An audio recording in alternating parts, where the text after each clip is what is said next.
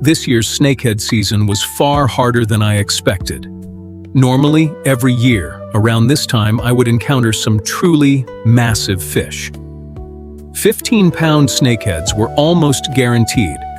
And because of that, before the season even began, I gave myself a goal this year. I wanted to challenge a 20-pound giant. But once the season actually started, I realized everything had changed. The fishing conditions back home became unbelievably difficult. All the familiar spots suddenly went quiet. No explosions on the surface, no chasing, no movement in the grass. Even the small bait fish seemed to disappear after several empty days. You begin questioning yourself. Is it the weather? Is it the timing? Or are the fish simply gone? But I refused to accept that if the fish were not cooperating back home, then I would search somewhere wilder. So this time I traveled all the way to the Russian Far East, downstream from the Heilongjiang River. The moment I arrived, I understood just how untouched this place really was. Endless wetlands, abandoned trenches, giant ponds, and thick grasslands stretched as far as the eye could see. Places like this can hide true monsters, but they can also completely destroy your confidence. The weather was terrible. The air felt heavy and hot. Mosquitoes attacked non-stop. Standing still for only a few seconds was enough to get covered in bites. The vehicle could only go so far. After that, we had to continue on foot. We followed an old trench left behind during the Soviet era. The ditch had been abandoned for decades, but it still connected to the river below. The water looked alive, and the environment felt perfect. For giant snakeheads go around from that side. It is shallower over there. I kept scanning the surface while moving slowly through the grass. Exploration fishing is completely different from fishing. Known spots, there are no guaranteed fish, no proven structure, no shortcuts. Everything depends on instinct. You must judge every grass edge, every shallow flat, every fallen tree by experience alone. But the biggest problem was simple. The fish would not bite. We walked for hours under the heat without seeing anything except mosquitoes and mud. Every step felt exhausting. Our boots sank deeper and deeper into the wet ground, but still there were no signs of feeding fish. I did not want to waste time in dead water, so we kept moving farther inside. Later, we found a small pond connected to the main river. The moment I saw it, my instincts immediately reacted. This place looked too good. Thick grass, shallow water, fallen branches, natural ambush points. Everything about it looked like perfect snakehead territory. There must be fish here, I could feel it. But feeling fish and actually catching them are two completely different things.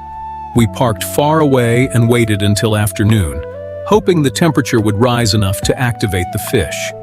Slowly, the sun climbed higher and warm air began rolling across the wetlands. Finally, conditions started looking right.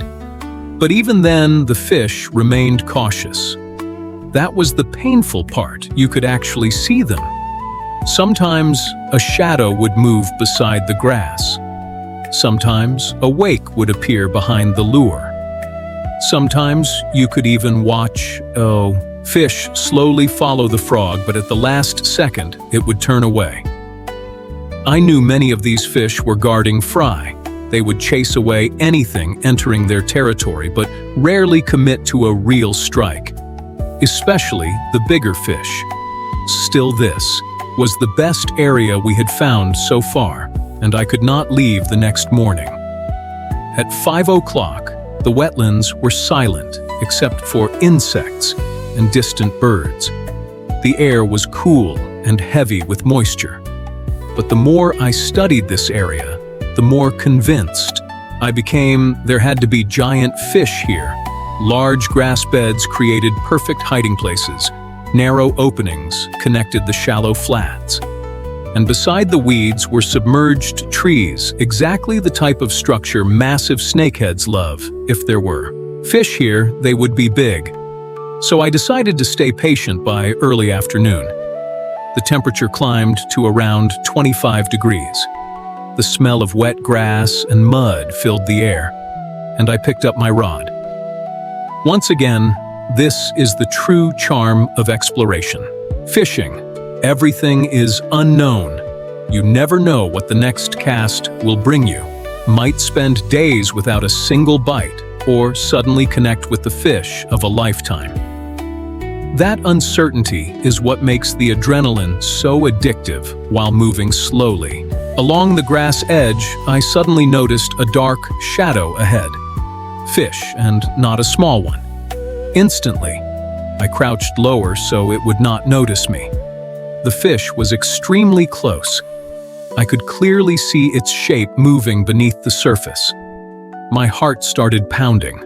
I took a deep breath and carefully cast the frog lure toward the shadow. The moment it landed, the water exploded. Boom! A violent strike shattered the surface, and instinctively, I drove the hook home. The rod bent deeply as the fish charged straight.